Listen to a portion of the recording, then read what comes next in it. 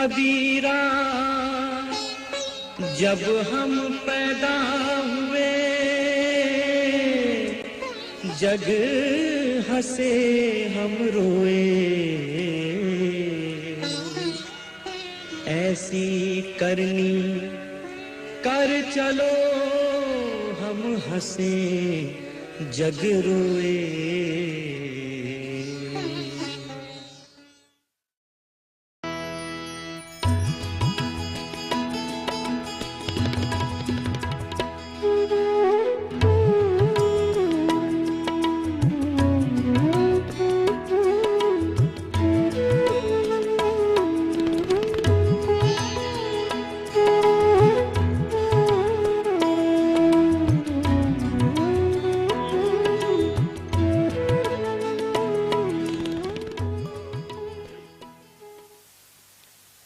वंदनीय प्रातः स्मरणीय श्री सद्गुरु कबीर साहब,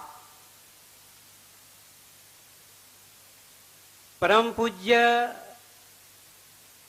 पंत श्री प्रकाश मुनि साहब जी, परम आदरणीय उपस्थित सभी महंत साहबों, परम आदरणीय उपस्थित सभी संत महापुरुषों, परम आदरणीय उपस्थित साध्वी माताएं, परम आदरणीय उपस्थित धर्म अनुरागी बंधुओं, परम वंदनीय भक्तिमय माता एवं बहनों, आज परम सौभाग्य की बात है,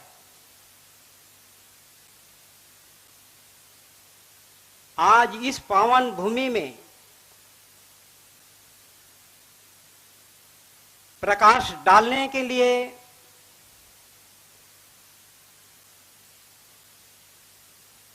हमारे सामने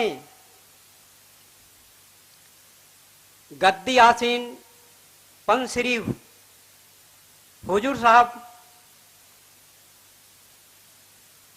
आप लोगों के समक्ष बैठे हुए हैं। कहां शशि और कहां जुगनू,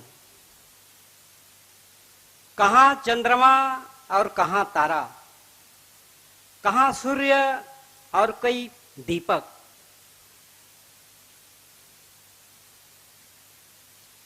ये छोटे मुंह में बड़ी बातें करना शोभा नहीं आते,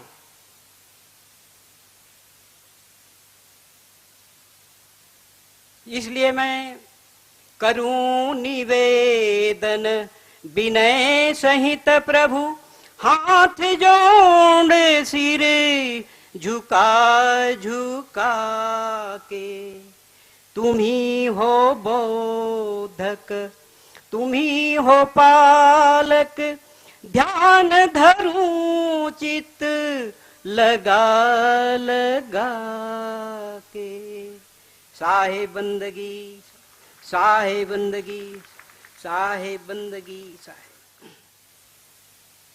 तीरथ गए तो एक फल, संत मिले फल चार, सतगुरु मिले अनेक फल, कहें कबीर विचार। सतगुरु आए लोक से, देह धरे जगाए, जीवन बंद छुड़ाए के बंदी छोर कहाए। हमारे हृदय मंदिर के आराध्य, हमारे बंदी छोर सतगुरु कबीर साहब के पावन चरण कमलों में कोटि कोटि बंदगी करते हुए पूज्य संत समाज और साहब के नेमी प्रेमी तमाम भक्तजनों को सप्रेम साहेब बंदगी साहेब। धन्य हमारा भाग है, पता नहीं कितने जन्मों का पुण्य उदय हुआ है जो आज आप हम सभी लोग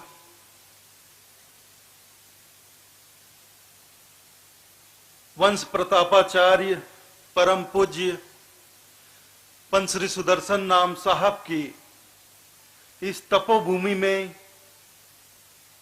उनकी कर्म भूमि में, उनकी समाधि स्थली में बैठकर संत समागम समारोह का लाभ प्राप्त कर रहे हैं।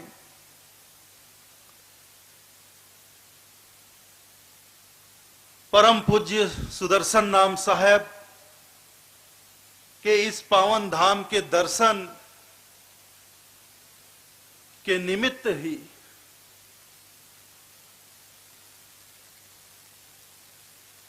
यह समारोह आयोजित हुआ है।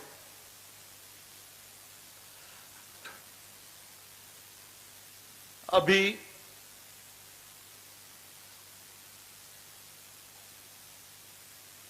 कुछ देर पहले माननीय महंत गुरुदयाल दास जी साहब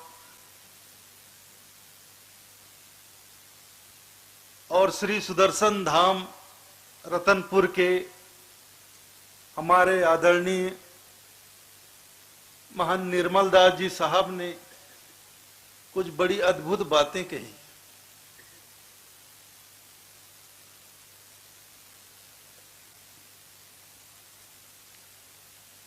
महंत साहब ने, निर्मल दास साहब ने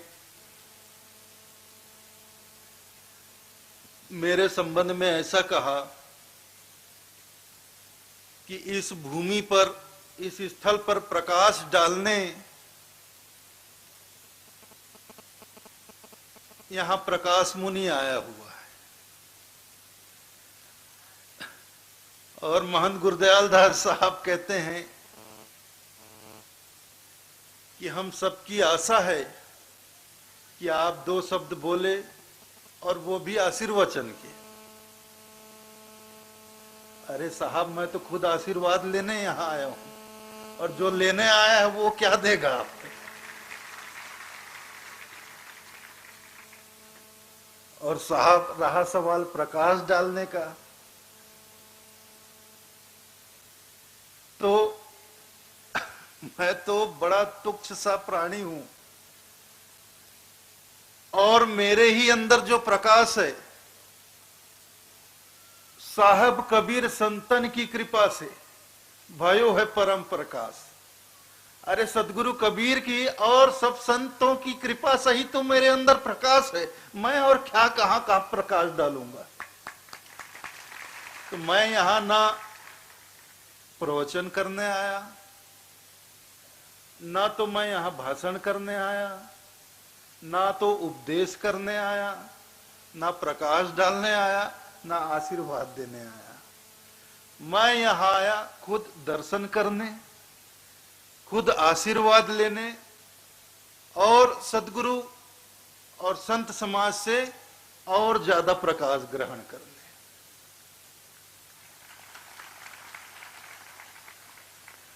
तो दया करके आप लोग मुझे इन झंझटों में मत फंसाइए।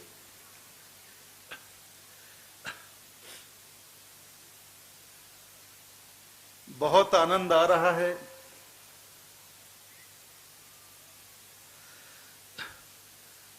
वंशों का हिसाब किताब भी महंत गुरुदयाल दास साहब कर रहे थे। प्रथम वंश गुरु, द्वितीय वंश गुरु, तृतीय वंश गुरु, 15वें वंश गुरु, 16वें वंश गुरु।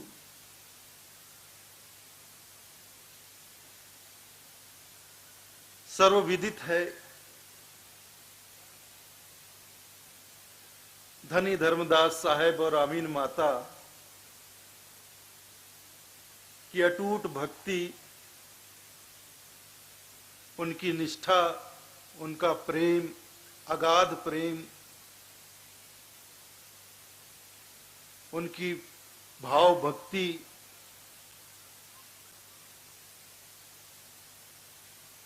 को देखकर ही हमारे सतपुरुष ने, सदगुरु ने, साहब कबीर ने अपने द्वारा स्थापित सदपंथ की सेवा के लिए, सतपंथ के प्रचार प्रसार के लिए 42 वंश का आशीर्वाद प्रदान किया।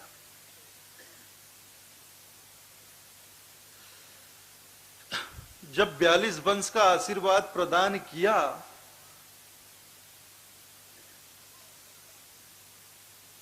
तो धनी धर्मदास जी ने सदगुरु के समक्ष हाथ जोड़कर विनती की, साहब बंदी छोर, ये तो आपकी महती कृपा है, आपकी दया है कि आप ऐसा आशीर्वचन हमें प्रदान कर रहे हैं। एक नहीं, दो नहीं, 10 नहीं, 20 नहीं, 42 वंश का आशीर्वाद प्रदान कर रहे हैं, जो आपके सतपंथ की सेवा करेंगे, प्रचार प्रसार करेंगे। लेकिन साहब, ये 42 वंश होंगे कैसे? मेरा तो एक ही वंश है, और जो है वो भी किसी काम का नहीं, नारायण दास जी।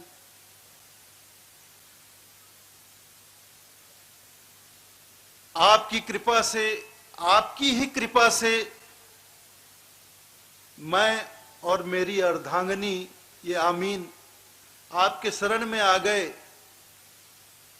लेकिन नारायण दास की बुद्धि में क्या जड़ पड़ा हुआ है, वह न तो आपको चिन्ह सका, पहचान सका, ना तो आपकी बातों को समझ सका। वो आज तक आपके शरण में नहीं आया, तो उसके वंशज भला क्या इस पंथ की सेवा करेंगे, क्या प्रचार और प्रसार करेंगे? तब सदगुरु ने कहा, जिस 42 वंश का मैंने तुम्हें आशीर्वाद दिया वो किसी नारायण दास से नहीं होंगे। इसके लिए आपके गृह में हमारे ही अंश अवतरित होंगे और उनसे फिर 42 वंश होंगे। फिर धनी धर्मदास जी साहब को बड़ी उलझन हो गई। फिर हाथ जोड़कर उन्होंने कहा, साहब अब हमारे घर में कैसे संतान की उत्पत्ति होगी? हमारी तो अवस्था इतनी हो गई, सारी इंद्रियां शिथिल हो गई, इंद्रियां शांत हो गई, अब कैसे हम संतान की उत्पत्ति करें? तो सदगुरु ने कहा कि हमारे अंश जो आएंगे वो किसी इंद्रिय के योग से नहीं आएंगे। ऐसा आप मत सोचिए। अगर ऐसा आप सोचते हैं तो ये गलत है।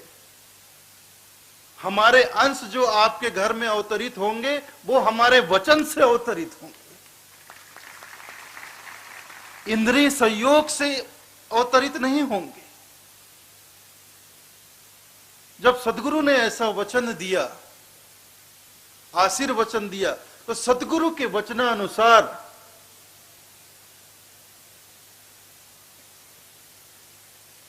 आमीन माता के गर्भ में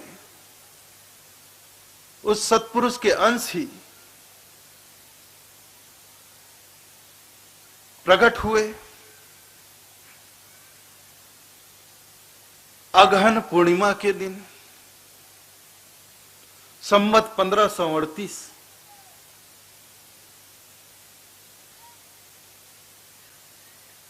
और जब वे प्रकट हुए तब साहब ने कहा, ये वचन वंश है, ये वचन चूड़ामणि है। मुक्तामणि नाम साहब को वचन वंश किस लिए कहा जाता है? क्योंकि उनका आगमन, उनका अवतरण सत्पुरुष के वचनानुसार हुआ, इसलिए उन्हें वचन वंश कहा जाता है। और वे सतपुरुष के नौतम अंश हैं, नौतम सुरती हैं। तो साहब ने अपनी नौतम सुरती को आमीन माता के गर्भ से प्रकट किया अपने वचनानुसार। इसलिए मुक्तामणि नाम साहब प्रथम या द्वितीय या तृतीय की गिनती में नहीं आते हैं। वो वंश हैं, लेकिन वचन वंश हैं, लेकिन सतपुरुष के अंश हैं। और जब सतपुरुष के अंश रूप में प्रकट हुए, तब साहब ने धर्मदास जी साहब से कहा कि इनसे हुई हैं 42 बंसा।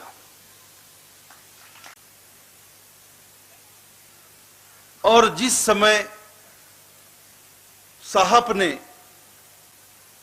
जब इस पंथ की सेवा का प्रचार और प्रसार का कार्य वचन चूड़ामणि नाम साहब के सिर पर रखा, अपना हाथ रखा, तो हम ग्रंथों में पढ़ते हैं, अहो चूड़ामणि बैठो आई, दृढ़ता होए करो गुरु आई। संबत 1570 सारा चूड़ामणि गादी बैठा, अहो चूड़ामणि बैठो आई, दृढ़ता होए करो गुरु आई। इस हिसाब से आप देखेंगे तो प्रथम वंश गुरु हमारे सुदर्शन नाम साहब कहलाएंगे। और इस तरह आप गिनती लगाएंगे तो फिर मेरा नंबर 14वें पे आ जाएगा, और जो हमारे नए वंश गुरु आए हैं वो 15वें कहलाएंगे। लेकिन मुक्तामणि नाम साहब से ही लोग प्रारंभ करते हैं, उन्हें ही प्रथम वंश मानते हैं। तो मुक्तामणि नाम साहब को आप लेकर प्रथम वंश के रूप में लेकर आप गणना करेंगे तो साहब ने तो तमाम वंशों के नाम पहले ही दे दिए हैं, ग्रंथों में इसका उल्लेख है। तो मुक्तामणि नाम साहब को लेकर आप गणना करेंगे तो 43 नाम हो जाते हैं। लेकिन इसके पीछे भी एक बड़ी बात है।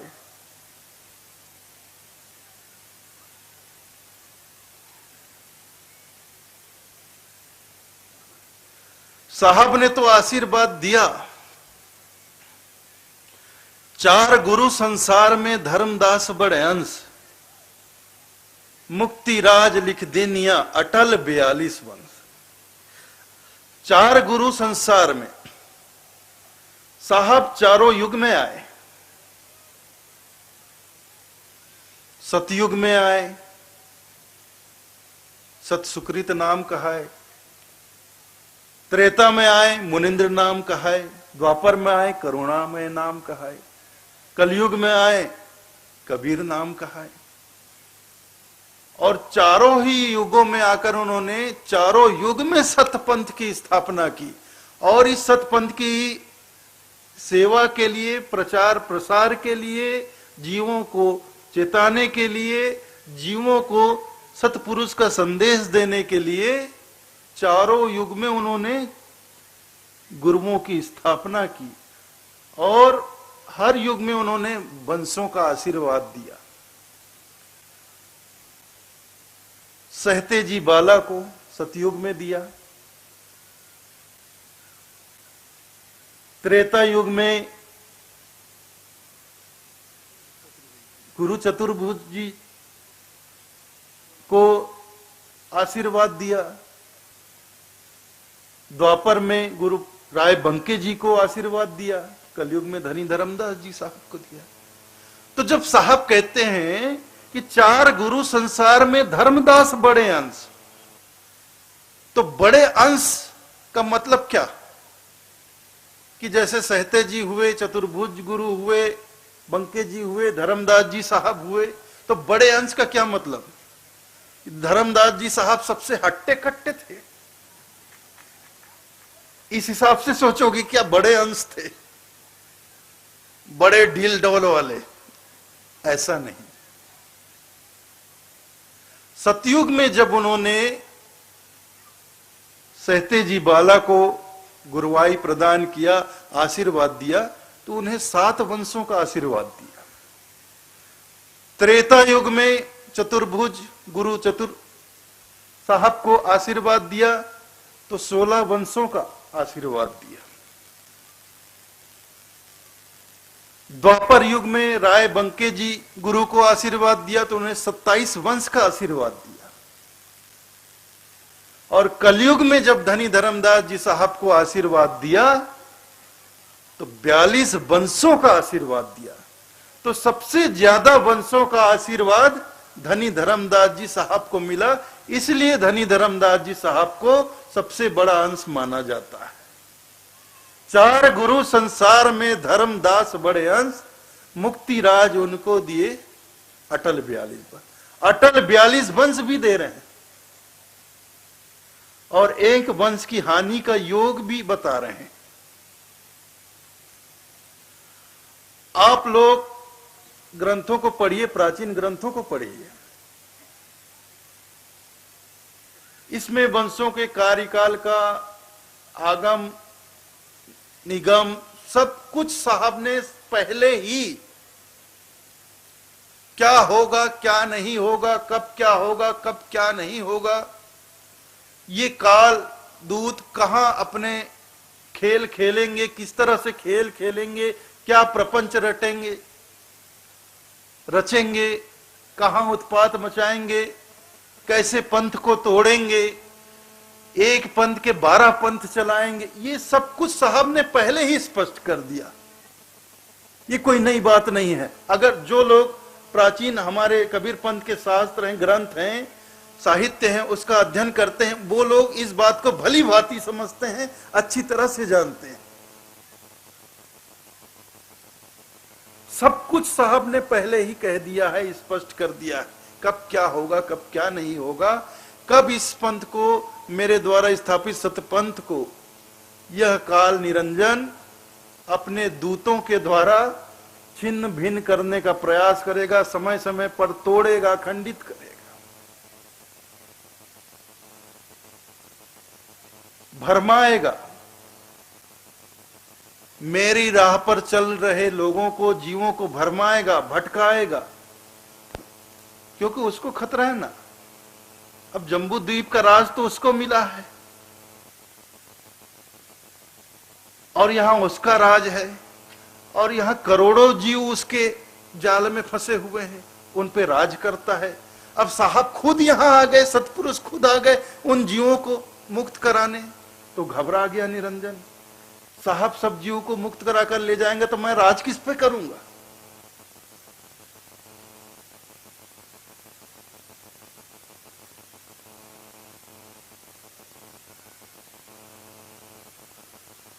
तो ये सारी बातें आप लोग, सत्संग होता है, हमारे पंथ के संत महात्मा हैं, महंत साहब लोग हैं, कड़िहार लोग हैं, माताएं हैं, ये लोग ग्रंथ में बैठते हैं, सारा प्रसंग आप लोगों को सुनाते हैं। आप लोग बैठा कीजिए, कहीं भी सत्संग होता है, ग्रंथ होता है, वहां बैठेंगे, सुनेंगे, ध्यान पूर्वक सुनेंगे, तब इन बातों की जानकारी आपको होगी।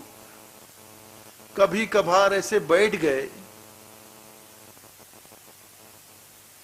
तो जानकारी तब भी होगी, नहीं होगी ऐसा नहीं कहूंगा, क्योंकि साहब का ही वचन है।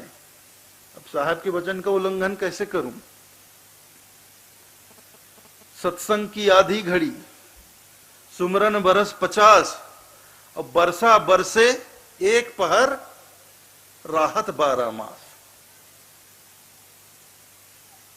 सत्संग की आधी घड़ी, सुमरन बरस 50 बरस के सुमरन के बराबर सत्संग की आधी घड़ी होती है। बिल्कुल वैसे ही जैसे बरसा बरसे एक घड़ी, राहत 12 मास।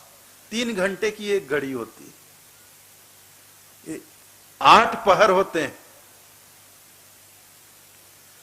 3 घंटे का एक प्रहर होता है। और एक प्रहर में मेरे ख्याल से 4 घड़ी होती है, 45 मिनट की एक घड़ी।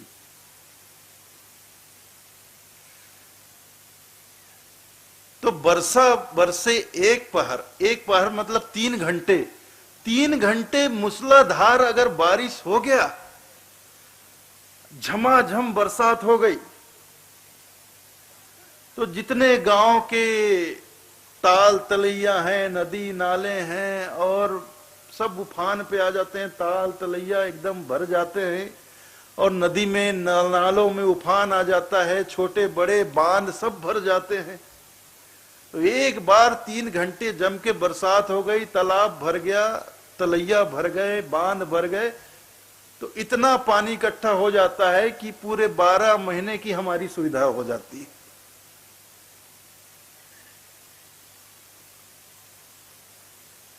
तो आधी घड़ी का भी सुमिरन हमें पूरे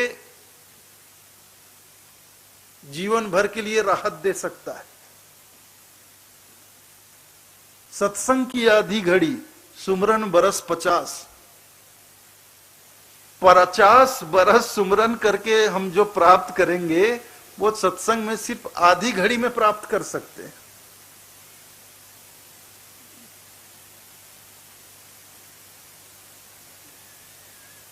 तो ये सत्संग की महिमा। सत्संग से बहुत सी जानकारी हमें मिलती है, इसलिए कभी सत्संग से आप लोग भागा ना करें। कहीं भी सत्संग हो, ग्रंथ हो, कथा हो, प्रवचन हो, आप लोग वहां बैठें और बहुत ध्यान से सुने। बड़ी अच्छी अच्छी बातें बताई जाती है जो जीवन में, व्यवहारिक जीवन में भी काम में आती हैं और आध्यात्मिक जीवन में तो काम में आती ही हैं, हमारे जीवन का भी उद्धार करती हैं और संसार के व्यवहारिक जीवन में भी बहुत काम आती हैं। हमारी कई समस्याएं दूर हो जाती, कई शंकाओं का समाधान मिल जाता है सत्संग में बैठो तो। ऐसी ऐसी बातें चलती हैं, संत महात्मा ज्ञानी जन विद्वत जन ऐसी ऐसी बातें सुनाते हैं कि सुनने मात्र से बैठे बैठे हमें अपनी कई शंकाओं का समाधान हो जाता है, कई समस्याओं का समाधान मिल जाता है।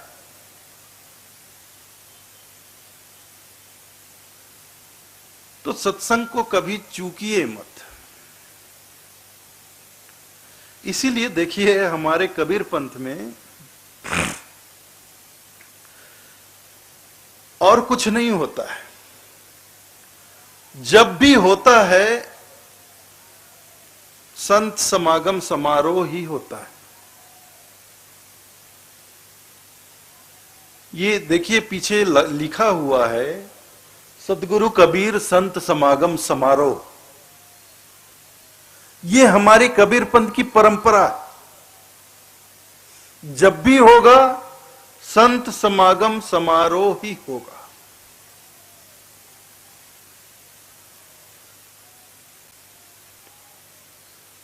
संत समागम हरि कथा, भव सागर की नाव, कहे कबीर भव तरन को नाही और उपाव।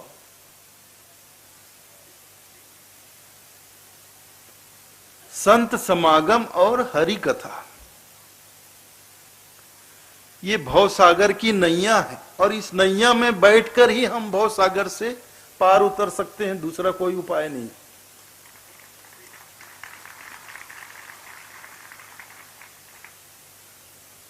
ये तो साहिब की बात हुई, तुलसीदास जी भी यही बात करते हैं। संत समागम हरि कथा तुलसी दुर्लभ दोय, सुत दारा और लक्ष्मी ये तो पापी को भी होए।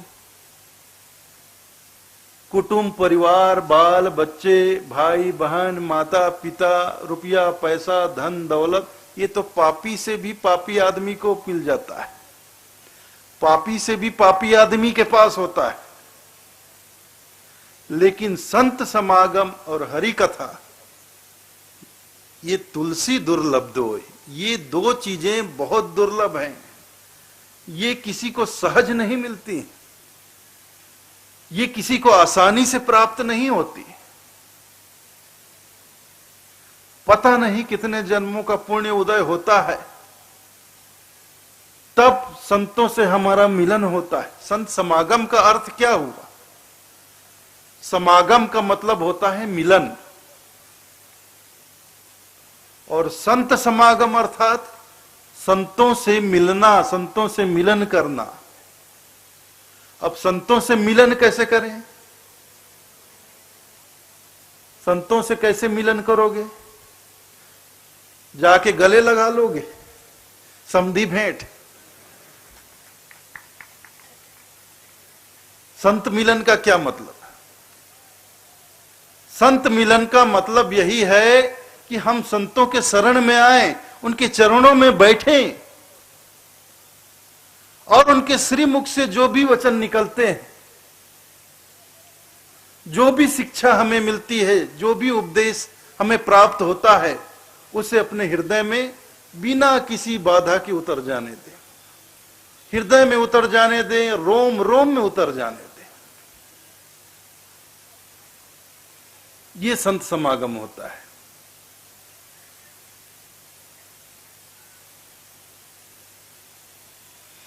तो इस तरह हम सत्संग में जाकर, संत समागम में जाकर, संतों के शरण में बैठकर सत्संग का लाभ लें, आधी घड़ी का भी लाभ लें तो बहुत हमें जीवन भर का लाभ मिल सकता है। एक घड़ी आधी घड़ी, देखिए साहब और कहते हैं, वचन है उनका, एक घड़ी आधी घड़ी, आधी से भी आध, इतनी संगत साधु की कोटिन हरे उपाद। एक घड़ी, आधी घड़ी और आधी से भी आध, पौवा कर दिए साहब। एक पाव, एक घड़ी, उसकी आधी घड़ी और आधी से भी आध, इतनी संगत साधु की कोटिन हरे उपाद। इतनी संगति भी, इतना समय भी अगर हमने संत समागम में बिता दिया, संतों के शरण में बैठ गए, तो हमारे जीवन के बहुत से विकार हमसे दूर हो जाएंगे। ये महिमा होती है संत समागम की। इसलिए हमारे कबीर पंथ में जब भी होता है, संत समागम ही होता है।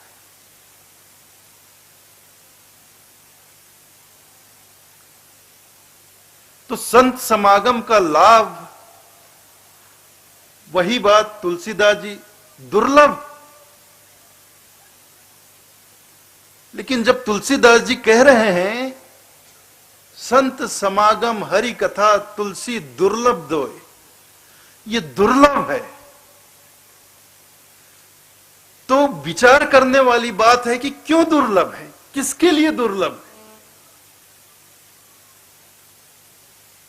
ये दुर्लभ है उन लोगों के लिए जो अपने अंदर मान, अभिमान और माया भर कर रखते हैं। जिसके अंदर माया और अभिमान हो, वो कभी संत मिलन कर ही नहीं सकता, संत समागम में जा ही नहीं सकता, और चला भी गया तो संतों के वचनों को, उनके आशीर्वचनों को, उनके उपदेशों को, उनकी शिक्षाओं को हृदय में उतार नहीं पाएगा। जो संत होते हैं, सद्गुरु होते हैं, वो तो सदा बरसने वाले मेघ होते हैं, सदा बरसते हुए मेघ हैं। ऐसे बादल हैं जो हर क्षण निरंतर बरसते रहते हैं, ऐसे बादल हैं। ऐसे प्रेम के बादल हैं। जो संत होते हैं, सद्गुरु होते हैं, वो प्रेम के बादल हैं, और उनका प्रेम, उनकी करुणा इस संसार के जीवों के लिए सदैव बरसती रहती है, निरंतर बरसती रहती है। उनका आशीर्वाद, उनकी कृपा, उनकी शिक्षा, उनका उपदेश बरसता ही रहता है। सतगुरु बादल प्रेम का, मोपे बरसा आई, अंतर भीजी आत्मा, हरी भरी बनराई। साहेब कहते हैं सदगुरु बादल प्रेम का, सदगुरु प्रेम के बादल होते हैं और सदा बरसने वाले बादल हैं। हम पर बरखा आई, अंतर भीजी आत्मा हरी भरी बनराई। और उस बरसते हुए बादल में सदगुरु रूपी बादल जो बरस रहे हैं, आशीर्वाद बरसा रहे हैं, उपदेश बरसा रहे हैं, ज्ञान बरसा रहे हैं, उनकी ज्ञान वर्षा में जो भीज गया, जिन्होंने उस अमृत वर्षा को हृदय में उतर जाने दिया, तो अंतर भीजी आत्मा आत्मसात कर लिया। सदगुरु के वाणी वचनों को जिसने आत्मसात कर लिया, अंतर भीजी आत्मा हरी भरी बनराई। फिर देखिए उसके जीवन में कैसी हरियाली आती है, कैसा बहार आता है।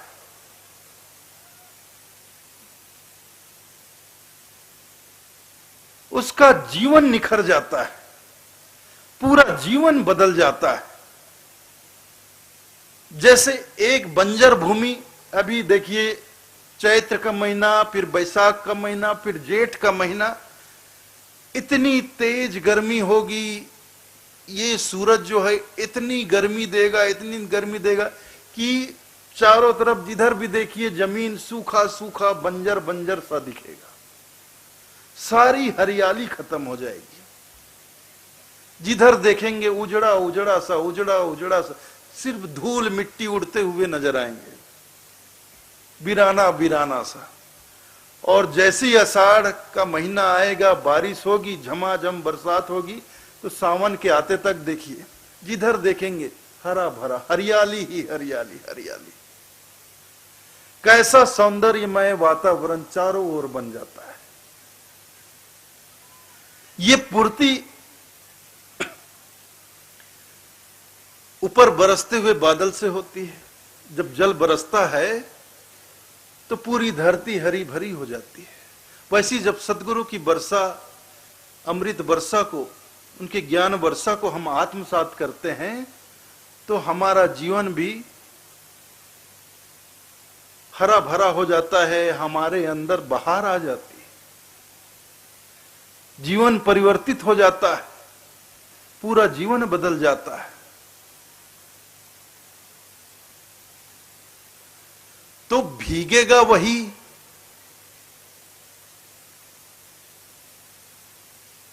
देखिए एक बात बोलता हूं मैं, ये साधारण वर्षा है जो बादल अभी कल परसों बरसा, आज साहिब की दया है थम गया। आपको मैं बताऊं, ये जो कारीगर लोग हैं बेचारे 15 दिन से काम कर रहे हैं, दिन रात, 2 तारीख से लगे हुए हैं ये टेंट पंडाल लगाने के लिए। 3 बार आंधी आई, वर्षा हुई, तूफान आया, 3 बार उड़ा है बेचारों ने, 3 बार लगाया है इसको।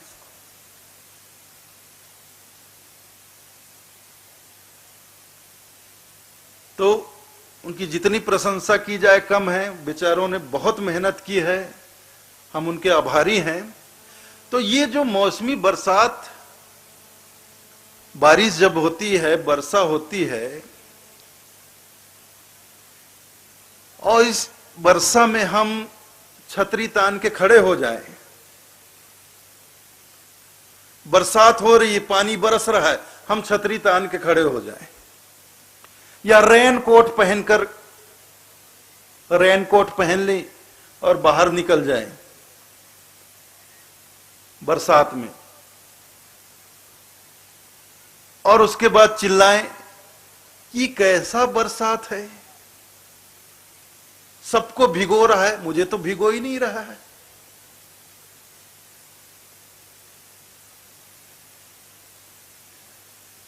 उसको भिगो रहा है, उसको भिगो रहा है, उसको भिगो रहा है, सबको भिगो रहा है, लेकिन मुझे तो भिगो ही नहीं रहा।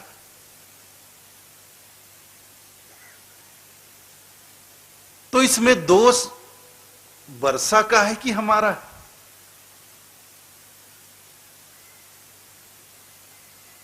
अगर हम भीगना चाहते हैं, बारिश हो रही, हम भीगना चाहते हैं, तो छतरी तान कर खड़े रहेंगे तब तो नहीं भीग पाएंगे। भीगना है तो छतरी को तो हमें एक तरफ फेंकना पड़ेगा, रेनकोट को उतार के फेंकना पड़े, तभी तो भीजेंगे ना। तो जो सदगुरु रूपी वर्षा है, संत रूपी वर्षा है, जिनकी अमृत वर्षा, ज्ञान वर्षा हो रही है, उनकी ज्ञान वर्षा में अगर हमें भीजना है, तरबतर होना है, तो ये माया और अभिमान रूपी जो छतरी हम लोग हमेशा लिए फिरते हैं, इसको जब तक अपने से दूर नहीं करेंगे,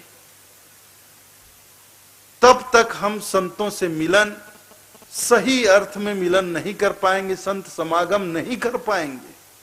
और किसी समारोह में, संत समागम समारोह में बैठ भी गए, माया और अभिमान लेकर बैठ भी गए, बाकी सब तो भीग जाएंगे लेकिन वो नहीं भीगेंगे।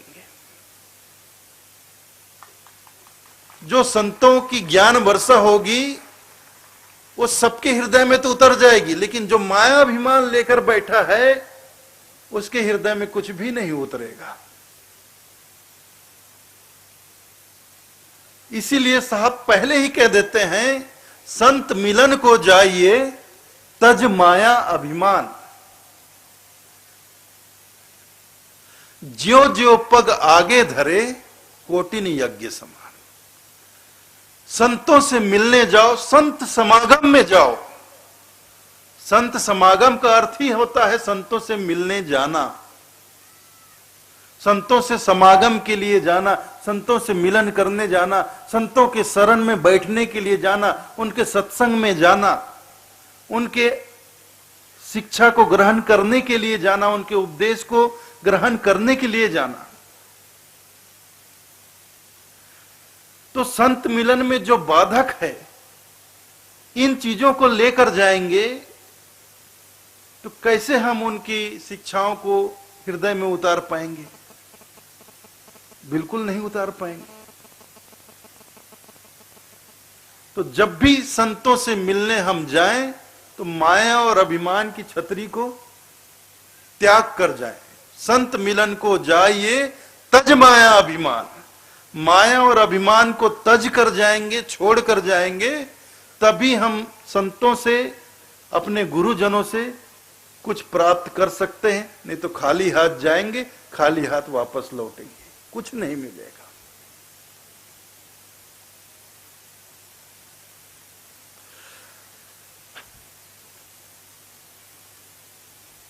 इसलिए तो कभी कभी सोचता हूं मैं कि ऐसा कुछ सिस्टम होना चाहिए, नियम होना चाहिए, जहां भी ऐसा संत समागम समारोह होता है, जहां हमारे बहुत सारे पूजनीय संत महात्मा लोग पधारते हैं और उनके सत्संग प्रवचन होते हैं, उनके वाणी वचनों को सुनने का सौभाग्य हमें प्राप्त होता है, जहां उनकी शिक्षा हमें मिलती है, ऐसा समारोह जहां कहीं भी होता है तो वहां पे बिल्कुल ऐसी व्यवस्था होनी चाहिए जैसे मठ मंदिरों में व्यवस्था होती है। बिल्कुल मंदिर के गेट के बाजू में ऐसा बोर्ड लगा रहता है, कृपया अपने जूते चप्पल यहीं उतार कर जाएं। है कि नहीं? किसी भी मंदिर में जाओ, मठ में जाओ, आश्रम में जाओ तो ऐसा ही लिखा होता है। गेट के बिल्कुल बाजू में बोर्ड टंगा होता है, उस पर लिखा होता है कृपया अपने जूते चप्पल बाहर उतार कर जाएं, यहीं उतारें। तो ऐसी जहां कहीं भी संत समागम हो, जहां भी पंडाल लगा हो, सत्संग हो रहा हो, वहां आने का जो द्वार है उस द्वार के किनारे पे एक बोर्ड लगा देना चाहिए, कृपया माया और अभिमान को यहीं छोड़कर जाए, तभी कुछ मिलेगा, नहीं तो कुछ नहीं मिलने वाला है। भले ही जूता चप्पल ले जाओ लेकिन माया अभिमान को छोड़ दो। जूते चप्पल से कुछ नहीं होगा, वो कोई बाधक नहीं बनता है। वो तो एक साफ सफाई पवित्रता के हिसाब से जूते चप्पल पर प्रतिबंध लगा दिया जाता है, लेकिन असली बाधक तो है माया और अभिमान। माया और अभिमान हमारे अंदर हो तो हम कभी नहीं संतों से सच्चा मिलन कर सकते हैं, कभी नहीं कर पाएंगे। हम कभी समर्पित हो ही नहीं। अहंकार कभी समर्पित होता है क्या? और जब तक हम समर्पित नहीं होंगे हमारा कल्याण होगा कैसे? आप विचार तो कीजिए।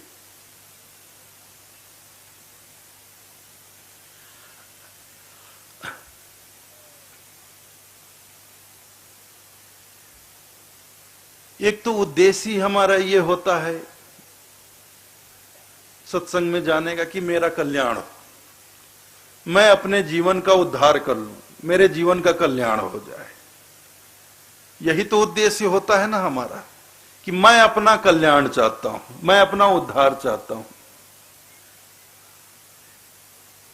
तो संतों के शरण में जाकर, गुरुजनों के शरण में जाकर हम खुद को समर्पित नहीं करेंगे तब तक हमारा कल्याण होगा कैसे? हमारा उद्धार होगा कैसे? आज हम लोग समर्पित करते हैं संतों के पास जाकर, गुरुजनों के पास जाकर, नारियल, रुपया, फूल पत्ती, कपड़ा लत्ता, मिठाई, ये दुनिया भर की चीजें लेकर जाते हैं और संतों के चरणों में समर्पित करते हैं, गुरुजनों के चरणों में समर्पित करते हैं और हाथ जोड़कर बोलते हैं, गुरुदेव मेरा कल्याण कर दो, मेरा उद्धार कर दो।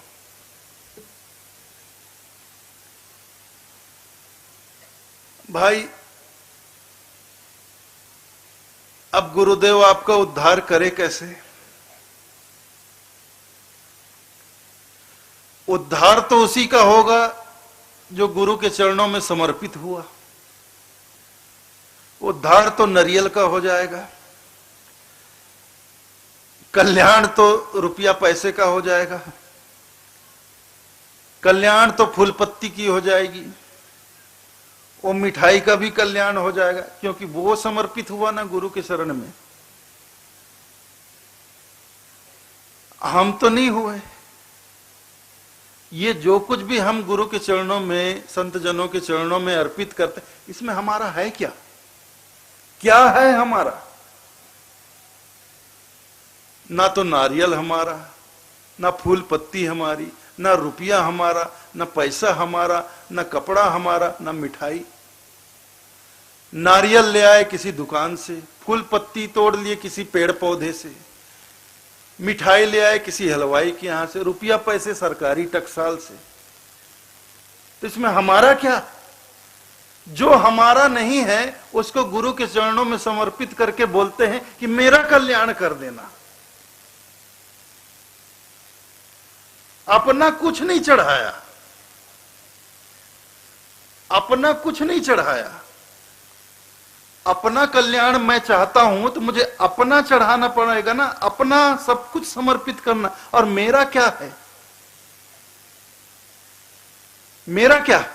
मेरा है भाव, मेरी है भक्ति, मेरा है प्रेम, मेरी है लगन, मेरी है निष्ठा, मेरा है विश्वास। और ये प्रेम क्या, लगन क्या, भाव क्या, भक्ति क्या, विश्वास क्या? मैं अपना कल्याण चाहता हूं। सीधी सी बात है कि जब तक मैं खुद गुरु के चरणों में समर्पित नहीं होता, मेरा कल्याण होगा कैसे?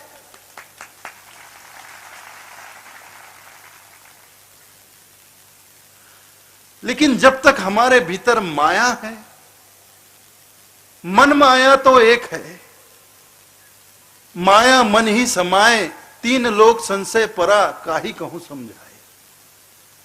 मन माया तो माया क्या है? मन की इच्छाएं ही तो माया है। हम मन में इच्छाएं लेकर जाते हैं, इसलिए नहीं जाते कि मेरी मुक्ति हो जाए। मन में कुछ और ही इच्छा होती है, मन में कुछ और ही इच्छा होती है।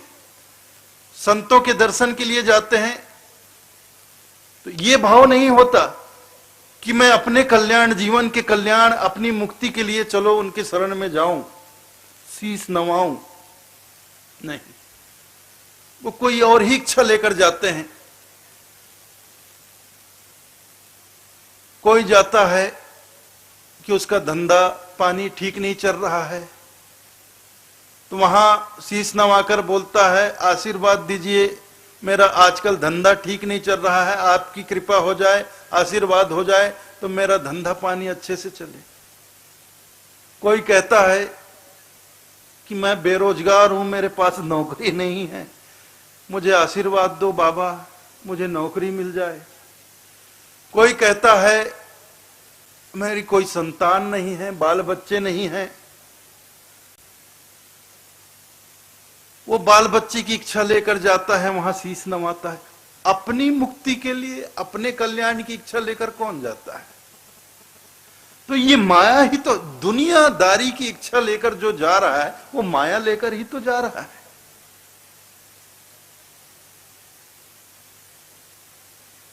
और अभिमान है, अभिमान मतलब अहम, अहम अर्थात मैं का भाव, मैं हूं तभी तो मेरी इच्छाएं हैं।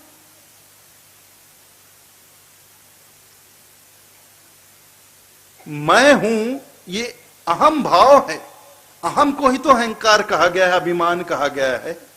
मैं हूं तो मेरा है, मैं हूं तो तू है, और तू है तो तेरा है, मैं हूं तो मेरा है, फिर वही मैं मेरा तू तेरा।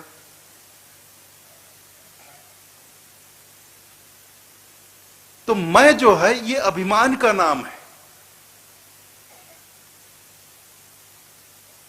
और ये शीश जो है इसी अहम का प्रतीक है। शीश जो कहते हैं, शीश इसको कहते हैं, लेकिन इस शीश का अर्थ ये नहीं होता कि इस शरीर का हिस्सा ये सिर, ऐसा नहीं। इस मस्तक को अहंकार का प्रतीक माना गया है।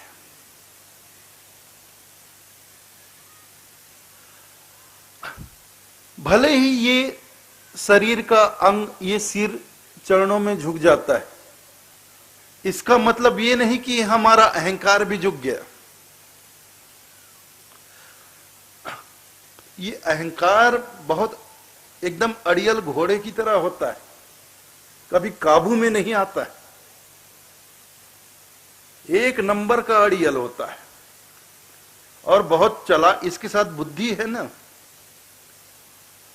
ये जो बुद्धि है, अंतःकरण जैसे बतलाए गए, 4 अंतःकरण होते हैं, मन, बुद्धि, चित्त और अहंकार। तो ये जो बुद्धि है ये अहंकार का पक्का दोस्त है, एक दूसरे के लंगोटिए जा रहे हैं ये लोग। तो अहंकार और बुद्धि मिलकर बड़ी चालाकी करते हैं। देख भगवान, मैंने तेरे सामने हाथ जोड़ लिया। अरे तूने हाथ ही तो जोड़ा ना। गुरुदेव, बाबा जी, संत जी, महात्मा जी, मैं आपके चरणों में सिर झुकाता हूं। अरे तूने अपना सिर ही तो झुकाया, तू झुका क्या? ये कौन बोल रहा है? लो बाबा, मैं आपके चरणों में अपना सिर झुका, मैं झुकता हूं ये नहीं बोलता है, मैं अपना सिर झुकाता हूं। अपना सिर खुद खड़ा है, तन कर अहंकार से